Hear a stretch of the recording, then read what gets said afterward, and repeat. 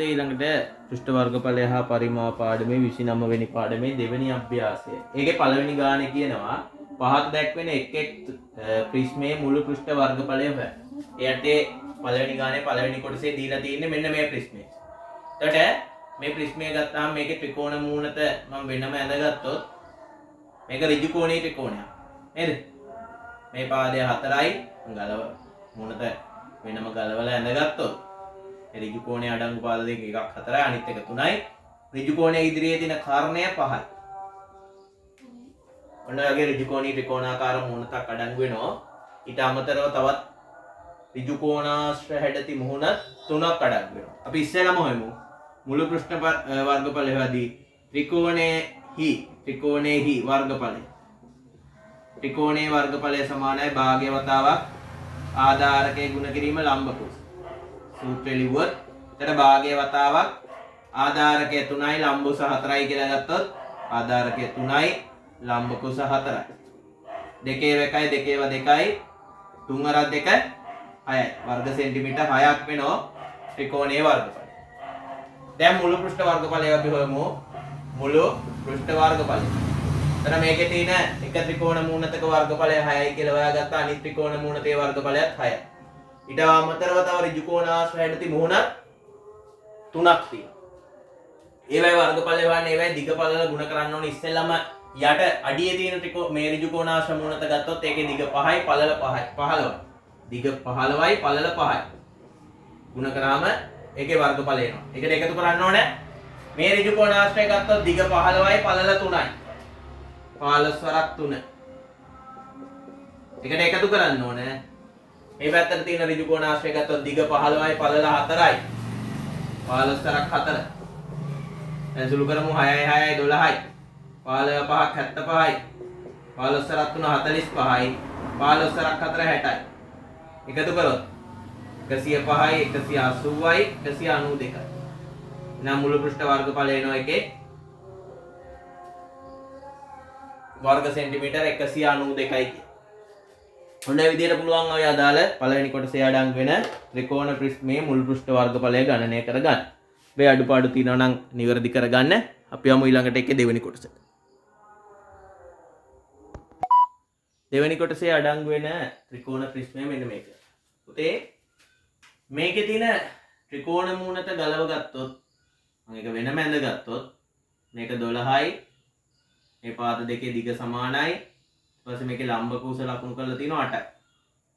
එතකොට ත්‍රිකෝණ මූණතේ වර්ගඵලය හොයාගන්න අපිට පුළුවන් ත්‍රිකෝණයේ මූණතේ වර්ගඵලය ත්‍රිකෝණයක වර්ගඵලය සමානයි භාග්‍ය වතාවක් ආධාරකයේ ගුණ කිරීම ලම්බ උස.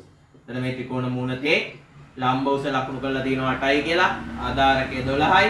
එහෙනම් ආදේශ කරලා සුළු කරන්න. ඔබට ඒවි දෙකේ 1යි 12ට දෙකේ 6යි 6 වරක් 8 40. ත්‍රිකෝණ මූණතක වර්ගඵලය හෙව්ව.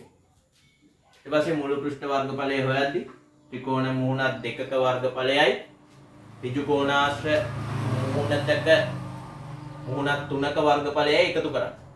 ඍජු කෝණාශ්‍රයක වර්ගඵලය හොයද්දි පුතේ ඒවයි දිග සහ පළල දැනගෙන ඉන්නවා. යට තියෙන ඍජු කෝණාශ්‍රයේ දිග 20යි පළල 12යි. දිගක් දන්නව පළලක් දන්නව. මේ ඇලේට තියෙන ඍජු කෝණාශ්‍රයක් ගත්තොත් ඒකේ දිග 20යි පළල කීයද කියලා දන්නේ නැහැ. එතකොට මේ ඍජු කෝණාශ්‍රයේ පළල දක්වන රේඛාව තමයි මේ ත්‍රිකෝණයේ මේ පාදයේ. එතකොට මේ ත්‍රිකෝණයේ මේ ත්‍රිකෝණ මූණතේ මේ පාදයේ දිග තමයි මේ මූණතේ පළල වෙන්නේ. එහෙනම් පුතේ මෙන්න මේක හොයාගන්න. මම ඒකට x කියලා දාගන්නවා. ඒක x නම් මේකත් ඒකට සමානයි කියලා දක්වලා තියෙනවා. හරිද? එතකොට දැන් මේ තියෙන සමද්විපාත ත්‍රිකෝණයක් සමද්විපාත ත්‍රිකෝණයක මේක මේ ලම්බක උස සමමිති කක්ෂයක් වෙනවා. සමමිතිය අනුව මේ කොටසත් 6ක් වෙනවා. එතකොට දැන් මෙන්න මේ ත්‍රිකෝණයෙන් මෙන්න මේ අර්ධයක් ගත්තොත් මේ භාගයක් ගත්තොත් ඒක ඍජු කෝණී ත්‍රිකෝණයක්. ඒකේ එක කර්ණය x අනිත් පාදය 8යි අනිත් එක 6යි. ඉතින් ඍජු කෝණී ත්‍රිකෝණය සඳහා පයිතගරස් සම්බන්ධය අනුව අපිට පාද දෙකක් දන්නවා නම් ඉතුරු පාදය හොයත හැකියි. එහෙනම් මේ ඍජු කෝණී ත්‍රිකෝණය ගත්තොත් ඒකේ කර්ණය x වර්ගය සමානයි අනිත් පාද දෙකේ වර්ගවල එකතුවට. 8 වර්ගය දන 6 වර්ගය. එතකොට x වර්ගය සමානයි 8 වර්ගය 64යි 6 වර්ගය 36යි. එතකොට එනවා x වර්ගය සමානයි c යි කියලා. c 100 කියන්නේ 10 වර්ගය. ඒක නිසා දෙපැත්තෙම වර්ගමූලය ගත්තාම x සමානයි 10යි. ඒ කියන්නේ මේකත් 10යි මේකත් 10යි. දැන් අපි හොයමු මුළු පෘෂ්ඨ වර්ගඵලය. මුළු පෘෂ්ඨ වර්ගඵලය. මේක මදින්නම් මෙතන ලියන්නම්. එක ත්‍රිකෝණ මූණතක 48යි. එකට එකතු කරන්න ඕන අනිත් ත්‍රිකෝණ මූණතේ වර්ගඵලය 148යි. එකට එකතු කරන්න ඕන ඍජු කෝණාශ්‍ර 3ක් තියෙන ඔය වර්ගඵලය. ඊට යට තියෙන ඍජු කෝණාශ්‍රයේ දිග 20යි පළල 12යි. ඒකේ වර්ගඵලය බලන්න 20 12න් ගුණ කරන්න. එකට එකතු කරන්න ඕන මෙන්න මේ ඍජු කෝණාශ්‍රයේ දිග 20යි පළල 10යි. 20 වරක් 10යි. එකට එකතු කරන්න ඕන අනිත් ඍජු කෝණාශ්‍රයේ වර්ගඵලය. ඒකත් දිග 20යි පළල 10යි. 20 වරක් 10යි. උනායි විදියට මේකේ මුහුණක් පහක් අඩංගු වෙන නිසා මුළු පෘෂ්ඨ වර්ගඵලය වෙන්නේ මුහුණක් පහෙම වර්ගඵලයන්ගේ එකතුව. ඒතර 48 ඒවා දෙකක් එකතු කරාම 96යි. 20 ඒවා 12ක් 240යි. 20 ඒවා 10ක් 200යි. ආයි 20 ඒවා 10ක් 200. ඒතර දැන් එකතු කරන්න 640යි 736යි. වර්ග සෙන්ටිමීටර් 736ක්. ඔන්න ඔය ආකාරයට පුළුවන් අදාළ ත්‍රිකෝණ ප්‍රිස්මයේ මුළු පෘෂ්ඨ වර්ගඵලය ගණනය කරගන්න. අඩුපාඩු තියෙනවා නම් ඉක්මනින් හදාගන්න. අපි යමු ඊළඟට තුන්වෙනි කොටසට. තුන්වෙනි කොටසේ දැක්වෙන ප්‍රිස්මය මේ ආකාරයේ වෙනවා. මේකේ ත්‍රිකෝණ මූණතේ වර්ගඵලය ලේසියෙන්ම ගත හැකි. ත්‍රිකෝණයේ වර්ගඵලය සමානයි භාගය වතාවක් ආධාරකයේ ගුණ කිරීම ලම්බ උස කියන සූත්‍රය ලියාගත්තා නම් ලම්බ උස 12යි ආධාරකයේ 5යි. ආධාරකයේ 5යි ලම්බක උස 12යි. අර දෙකේ වැකයි 12ට දෙකේ 6යි 5 වරක් 6 30යි. ත්‍රිකෝණ මූණතේ ආධාරකයයි ලම්බක උසයි දන්න නිසා ඒකේ වර්ගඵලය හොයාගන්න. ඊපස්සේ මුළු පෘෂ්ඨ වර්ගඵලය හොයද්දි තව තියෙනවා ඍජු කෝණාශ්‍ර 3ක වර්ගඵලය හොයන්න. දැන් යට එකේ දිග 28යි පළල 5යි. මේ පැත්තේ තියෙන එකේ දිග 28යි පළල 12යි. හැබැයි මේ ඇලේට තියෙන එකේ දිග 28 වුණාට පළල දන්නේ නැහැ. ඒ පළල x කියලා ගත්තොත් ඒකේ පළල තමයි මේ ඍජු කෝණී ත්‍රිකෝණයේ කර්ණය වෙන්නේ. එහෙනම් ඍජු කෝණී ත්‍රිකෝණයට පයිතගරස් සම්බන්ධය ඇසුරෙන් පයිතගරස් ප්‍රමේය ඇසුරෙන් අපිට ලියත හැකි කර්ණයේ වර්ගය සමානයි x වර්ගය සමානයි 5 වර්ගය එකතු කිරීම 12 වර්ගය. එතකොට එනවා x වර්ගය සමානයි 5 වර්ගය 25යි 12 වර්ගය 144යි. එතකොට එනවා x වර්ගය සමානයි 169යි. එතකොට එනවා x වර්ගය සමානයි 13 වරක් 13 තමයි 169 වෙන්නේ. දෙපැත්තෙන් වර්ගමූලය ගත්තාම x සමානයි 13. මේ ඍජු කෝණී ත්‍රිකෝණයේ කර්ණය 13යි. ඒ කියන්නේ මේ ඇලේට තියෙන ඍජු කෝණාශ්‍ර මූණතේ පළල 13. දැන් අපි හොයමු මුළු පෘෂ්ඨ වර්ගඵලය. ත්‍රිකෝණ මූණත් එකක වර්ගඵලය අපි හොයාගත්තා 30යි කියලා. නානි ත්‍රිකෝණ මූණතේ වර්ගඵලය 30යි. යට තියෙන ඍජු කෝණාශ්‍රයේ වර්ගඵලය බලන්න දිග 28 පළල 5න් ගුණ කරන්න ඕන. පැත්තේ තියෙන ර්ජු කෝණාශ්‍රයේ වර්ගඵලය බලන්න දිග 28 පළල 12න් ගුණ කරන්න ඕන. ඇලේට තියෙන ර්ජු කෝණාශ්‍රයේ වර්ගඵලය ගන්න දිග 28 පළල 13න් ගුණ කරන්න. හොඳයි. ඊළඟ පුතේ 60 30 30 එකතු කරාම 60යි. 28 5න් ගුණ කරාම එනවා 140ක්. 28 12න් ගුණ කරාම එනවා ඔකල ගුණ කරලා බලන්න 336ක්. 28 13න් ගුණ කරාම එනවා 364. ඔය ටික එකතු කරොත් නෝ එකතු කරලා බලන්න පුතේ වර්ග සෙන්ටිමීටර් 900. වර්ග සෙන්ටිමීටර් 900යි කියලා ඔයගොල්ලන්ට මුළු පෘෂ්ඨ වර්ගඵලය ලැබෙයි. හොඳයි අඩුපාඩු තියෙනවා නම් සකස් කරගන්න. අපි යමු ඊළඟට දෙවෙනි ගාන. හොඳයි ඔන්නයි පතරමේ රූප සටහන දීලා කියනවා පහත දැක්වෙන මිනුම් සහිත පතරම භාවිතා කර සෑදිය හැකි ත්‍රිකෝණාකාර හරස් කඩක් සහිත ඍජු ප්‍රිස්මයේ මුළු පෘෂ්ඨ වර්ගඵලය හොයන්න. මේක සකස් කරලා මේක නවලා අලවලා හදන ප්‍රිස්මයේ මුහුණත් පහ තමයි මේ තියෙන්නේ. පතරම විදිහට ගත්තාම නේද? එතකොට මේ මුහුණත් පහේ වර්ගඵලය වල එකතු කරා නම් ඒ හදන ප්‍රිස්මයේ මුළු පෘෂ්ඨ වර්ගඵලය වෙන්නේ ඒක. එහෙනම් පුතේ ත්‍රිකෝණ මූණතක වර්ගඵලය හොයද්දී ඒකේ ලම්බක උස ඕන වෙනවා. එතකොට මම මේක ත්‍රිකෝණ මූණතක ලම්බ උස ඇඳ ගන්නම්. ඒක දක්වලා නැති නිසා මම ඒක h කියලා ගන්නවා. මේ සමද්විපාත ත්‍රිකෝණයක් නිසා පුතේ මේ ලම්බ උස සමමිතික අක්ෂයක් වෙනවා. එහෙනම් මේක 12 නම් මේ කොටසක් 6ක් වෙනවා. මේක 10යි කියලා අපිට දීලා තියෙනවා මේක 10යි ඊට පස්සේ මේවට සමානයි කියලා දක්වලා තියෙනවා එහෙනම් දැන් මෙතන මෙන්න මේ ඍජු කෝණී ත්‍රිකෝණය ගත්තොත් මේ ඍජු කෝණී ත්‍රිකෝණයක් නෙමේ ත්‍රිකෝණ භාගයක් ගත්තාම මේ ලම්බුසෙන් දහම මේ හැදෙන මෙන්න මේ කොටස ඍජු කෝණී ත්‍රිකෝණය එහෙනම් ඒකට පයිතගොරස් ප්‍රමේය දැම්මොත් අපිට h හොයාගත හැකියි කාරණය 10යි 10 වර්ගය සමානයි h වර්ගය එකතු කිරීම 6 වර්ගය. එතකොට 10 වර්ගයේ 100 සමානයි h වර්ගය එකතු කිරීම 6 වර්ගය 6 වරක් 6 36යි. එතකොට එනවා දෙපැත්තෙම 36ක් අඩු කරාම අඩු කරලා බලන්න දෙපැත්තෙම 36ක් h වර්ගය සමානයි 64යි. h වර්ගය 64 කියන්නේ 8 වර්ගය නිසා දෙපැත්තෙන් වර්ගමූලය ගත්තාම h සමානයි 8යි. ඒ ත්‍රිකෝණ මූණතක ලම්බ උස 8යි. එහෙනම් අපිට පුළුවන් ඊළඟට ත්‍රිකෝණයක වර්ගඵලය හොයන්න. භාග්‍ය වතාවක් ආධාරකයේ ගුණ කිරීම ලම්බක උස. අපි අර ත්‍රිකෝණ මූණතක ලම්බක උස හොයාගත්තේ මෙතෙන්දී ත්‍රිකෝණයක වර්ගඵලය හොයද්දී ආධාරකයේ වගේම ලම්බ උසක් ඕන වෙන නිසා ලම්බ උස 8යි ආධාරකයේ මේ පාදයේ 12යි 8 වරක් 12 දෙකේ එකයි දෙවරක් කේව 4යි කැපිලා ගියාම ඉතුරු වෙන්නේ 4 වරක් 12 48යි වර්ග සෙන්ටිමීටර් 48යි ත්‍රිකෝණ මූණේ වර්ගඵලය හොයාගන්න. එහෙනම් මුළු පෘෂ්ඨ වර්ගඵලය හොයන්න මේ පෘෂ්ඨ පහේම වර්ගඵලයන් එකතු කරන්න. වෙන් ආන්නේ මුළු පෘෂ්ඨ වර්ගඵලය. එතකොට එක ත්‍රිකෝණයක 48යි වර්ගඵලය අනිත් එකෙත් 48යි. ඒ අමතරව මේ ඍජු කෝණාශ්‍රය ගත්තාම දිග 120යි මෙතන පළල 10යි. 120 වරක් 10යි. මේකේ දිග 120යි පළල 12යි. මේ ඍජු කෝණාශ්‍රය දිග 120යි පළල 10යි. දැන් අපි සුළු කරමු පුතේ 48 එකතු කරාම 96යි 120 10න් ගුණ කරාම 1200යි 120 12න් ගුණ කරාම 1440යි ආයි 120 10න් ගුණ කරාම 1200යි අපි දැන් එකතු කරමු 6යි 9යි 4යි 13යි එකක් ඉතිරි 3යි 4යි 7යි 7යි 2යි 9යි 1යි 1යි 2යි 1යි 3යි 3936ක් වෙනවා වර්ග සෙන්ටිමීටර මුළු පෘෂ්ඨ වර්ගඵලය. මේ ආකාරයට පුළුවන් ඔය පතරම භාවිතා කරලා හදන ත්‍රිකෝණ ප්‍රිස්මයේ මුළු පෘෂ්ඨ වර්ගඵලය ගණනය කරගන්න. අඩුපාඩු තියෙනවා නම් හදාගන්න.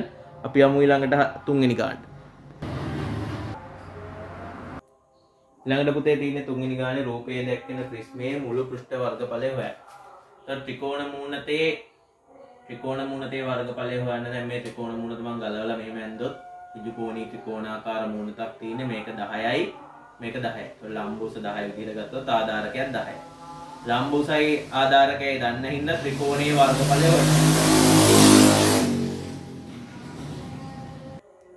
ඊළඟ ත්‍රිකෝණ මූණතේ වර්ගඵලය හොයන්න පුළුවන්. හැබැයි ඍජු කෝණාශ්‍ර මුහුණත් තුනෙන් යට එකේ වර්ගඵලය හොයද්දි මේ පාදයේ දිගෝණ මේක x කියලා ගත්තොත් මේ ඍජු කෝණී ත්‍රිකෝණයේ මේ පාදය තමයි x වෙන්නේ. එනම් පයිතගොරස් ප්‍රමේය අනුව එනවා x වර්ගය සමානයි 10 වර්ගය එකතු කිරීම 10 වර්ගය. 10 වර්ගය එකතු කිරීම 10 වර්ගය. ඔකට එන්නේ 10 වර්ගය කියන්නේ 10 වරක් 10 100යි 10 වරක් 10 100යි. ඔකට x වර්ගය සමානයි 200යි කියලා. ඊට දෙපැත්තෙන් වර්ගමූලය ගත්තාම x සමානයි 200 වර්ගමූලය. 200 කියන්නේ පූර්ණ වර්ග සංඛ්‍යාවක් නෙමෙයි. ඉතින් අපි වර්ගමූලය හොයාගන්න. ඊට පුතේ හොඳට බැලුවොත් ඔයගොල්ලන්ට වර්ගමූලය හොයන හැටි බෙදීමේ ක්‍රමයෙන් මතක් කරගත්තොත් ඉතලා 200 ලියලා මේක අග ඉඳන් ජෝඩුවට වෙන් කරගත්තොත් 0.2යි ඊළඟට 2යි. ඊළඟට 2ට වඩා අඩු පූර්ණ වර්ග සංඛ්‍යාව 1 ඒකේ වර්ගමූලය 1යි. එක උඩිනුයි පැත්තෙන් විලිවුවොත් එක් වරක් 1 1යි. එකක් ඉතිරි. ඊළඟ ජෝඩුව පල්ලෙහාට ගන්නවා. ඊට පස්සේ උඩ එකේ දෙගුණය මේ පැත්තේ ලියන 2යි. ඊළඟ මෙතෙන්ඩයි එකම සංඛ්‍යාව යොදන්න ඕනේ 100ට වඩා අඩු වෙන විදිහට. මෙතෙන්ද දැම්මම හැදෙන්නේ 20 ගණන්. ඒ ගාන ඒ දාන ඉලක්කමෙන්ම ගුණ කරාම 100ට වඩා අඩු වෙනවා. පුතේ මෙතෙන්ද 4 දැම්මොත් 24 හැදෙන්නේ. ඒ 24 4ෙන් ගුණ කරාම 96යි. 100ට වඩා අඩුයි. හැබැයි 5 දැම්මොත් 25 හැදෙන්නේ. 25 5ෙන් ගුණ කරාම 125යි. 100ට වඩා වැඩි. එහෙනම් 4 5 දාන්න බෑ 4 දාන්න. එතකොට මෙතෙන්දත් 4 24 ඒවා 4ක් 96යි 4ක් ඉතිරි. ඊට පස්සේ දශම තියලා මෙතනින් එහා තියෙන බිංදු ජෝඩුවක් ගන්න. 14 දෙගුණේ මේ පැත්තෙන් ලියාගත්තොත් 28යි. දැන් මෙතෙන්ද සහ මෙතෙන්ද දාන්න ඕනේ එක මිලක්කම 400 පණින්න නැති වෙයි. එක දැම්මොත් 281. වරක් එක 281. දෙක දැම්මොත් මෙතන හැදෙන 282 282 දෙකකින් ගුණ කරාම 400ට වඩා වැඩි ගාණක් එන්නේ. එහෙනම් දාන්න පුළුවන් වැඩි මිලක්කම 1. එහෙනම් ආසන්න වශයෙන් 200 වර්ගමූලය අපිට ගත හැකි 14.1. සංඛ්‍යාවක වර්ගමූලය හොයන ආකාරය අපි ඉගෙන ගත්තා. ඔයගොල්ලන්ට මතක ඇති මේ 10 වසරේ මුලදී. ඒක චුට්ටක් මතක් කරගන්න වෙනවා. සමහර පූර්ණ වර්ග නොවන සංඛ්‍යාවල වර්ගමූලය හොයන්න වෙනවා. දැන් අපි හොයමු ඊළඟට මම හොයනවා ත්‍රිකෝණයක වර්ගඵලය. එක ත්‍රිකෝණයක වර්ගඵලය වෙද්දී භාග්‍ය වතාවක් ආධාරකයේ ගුණ කිරීම ලම්බ කුස. එතකොට භාග්‍ය වතාවක් ආධාරකයේ 10යි ලම්බුසත් 10යි. 10 වරක් 10යි. දෙකේ 1යි දෙකේ 5යි පස්සරක් 10 වර්ග සෙන්ටිමීටර් 50යි. එක ත්‍රිකෝණයක වර්ගඵලය. දැන් හොයමු අපි මුළු පෘෂ්ඨ වර්ගඵලය. එතකොට එක ත්‍රිකෝණ මූණතක් 50යි අනිත් ත්‍රිකෝණ මූණතත් වර්ගඵලය 50යි. මේ ත්‍රිකෝණ මූණතේ වර්ගඵලය දිග 100යි සෙන්ටිමීටර වලින් ගන්න ඕන. මොකද පළල සෙන්ටිමීටර වලින් නම් දිගත් සෙන්ටිමීටර වලින් ගන්න ඕන. එතකොට දිග මීටර 1යි කියන්නේ සෙන්ටිමීටර 100යි පළල 10යි. 100 වරක් 10යි. දිගයි පළලයි ඒකක වර්ග දෙකකින් ගන්න බෑ වර්ගඵලය හොයද්දී. ඊළඟට මේ පැත්තට තියෙන ත්‍රිකෝණයේ දිග 100යි පළල 10යි. පතුලේ තියෙන ත්‍රිකෝණයේ දිග 100යි පළල අපි දැන් හොයාගත්ත 14.1යි. මුණ සුළු කරොත් 50යි 50යි 100යි 100ව 10ක් 10යි 10යි 14.1 100ෙන් ගුණ කරාම 1410යි. එතකොට ඔයාලට එකතු කරාම ඒවි 3510යි වර්ග සෙන්ටිමීටර. එකතු කරලා බලන්න. මොන ආකාරයට පුළුවන් ඔය කියන ප්‍රිස්මයේ මුළු පෘෂ්ඨ වර්ගඵලය ගණනය කරගන්න. දැන් අඩුපාඩු තියෙනවා නම් හදාගන්න. අපි යමු අවසාන ගානට ඒකේ 4 වෙනි ගානට. හොඳයි පුතේ අපිට කියනවා මේ දැක්කෙන ඝන ලී ප්‍රිස්මයේ මුළු පෘෂ්ඨ වර්ගඵලයේ වර්ග සෙන්ටිමීටර් 2100ක් නම් ප්‍රිස්මයේ දිග L හොයන්න කියලා. එතකොට L අඩංගු සමීකරණයක් ක්‍රියාගනිද්දී මෙන්න මේ පාදයේ දිගත් ඕන වෙනවා. මම ඒක x කියලා දාගත්තොත් එතකොට අපිට ඍජු කෝණී ත්‍රිකෝණයේ කර්ණීය වර්ගය පයිතගොරස් ප්‍රමේය අනුව අපිට ගත හැකි කර්ණීය වර්ගය 25 වර්ගය සමානයි 15 වර්ගය එකතු කිරීම x වර්ගය. 25 වර්ගය 25න් ගුණ කරලා පැත්තකින් බලන්න පුතේ 625යි. 15 සර 15 225යි. කිරීම x වර්ගය. දෙපැත්තෙම 225ක් අඩු කරාම මේ පැත්තේ නෝ පුතේ 400 සමානයි x වර්ගය. 400 කියන්නේ 20 20ක් 20 වරක් 20 ඒ කියන්නේ 20 වර්ගය. දෙපැත්තෙම වර්ගමූලය ගත්තාම x සමානයි 20යි. එහෙනම් දැන් මට මේක x කියලා අවශ්‍ය නැහැ මේක ලකුණු කරගන්න 20යි. තමන් හොයාගන්න. ඊළඟ මුළු පෘෂ්ඨ වර්ගඵලය 2100යි කියලා දීලා තියෙනවා. ඒ කියන්නේ මේකේ තියෙන පෘෂ්ඨ පහේම වර්ගඵලය. අපි හොයාගමු ඉස්සෙල්ලා ත්‍රිකෝණයක වර්ගඵලය. ත්‍රිකෝණ එකක වර්ගඵලය. භාග්‍ය වතාවක් ආධාරකයේ ගුණ කිරීම ලම්බ උස. එතකොට මේ ඍජු කෝණී ත්‍රිකෝණයේ ලම්බ උස 15 නම් ආධාරකයේ 20යි. එතකොට භාග්‍ය වතාවක් 20 වරක් 15. දෙකේ 1යි 20ට දෙකේ 10යි. 15 10න් ගුණ කරාම වර්ග සෙන්ටිමීටර 150යි කියලා එක ත්‍රිකෝණයක වර්ගඵලය හොයාගන්න පුළුවන්. ඊට පස්සේ අපි බලමු මුළු පෘෂ්ඨ වර්ගඵලය 2100 නිසා ත්‍රිකෝණ එකක් 150යි අනිත් ත්‍රිකෝණෙත් 150යි. දැන් ඍජු කෝණාංශ තුනේ වර්ගඵලයන් නෙවුවොත් හැම එකේම දිග L යට තියෙන එකේ පළල 20යි එහෙනම් L වරක් 20. පැත්තේ තියෙන එකේ දිග L පළල 15යි L වරක් 15. ඇලේට තියෙන එකේ දිග L පළල 25යි L වරක් 25. සුළු කරලා ඔය ඔක්කොම ටික එකතු කරාම පුතේ මුළු පෘෂ්ඨ වර්ගඵලය 2100 නම් 2100ට සමාන වෙනවා. දැන් මේ සමීකරණය විසඳන්න බලමු. මේ දෙක එකතු කරාම 300යි. මෙතන ගුණ කරාම 20යි L. අතන එනවා 15යි L ඊළඟට 25යි L සමානයි 2100. මේ L අඩංගු පද ටික ඔක්කොම එක જાති එකතු කරාම 60යි L. එකතු කිරීම 300 සමානයි 2100. ඊපස්සේ පුතේ එකතු කරපු 300 ඉවත් කරන්න දෙපැත්තෙන්ම 300ක් අඩු කරොත් පාට එනවා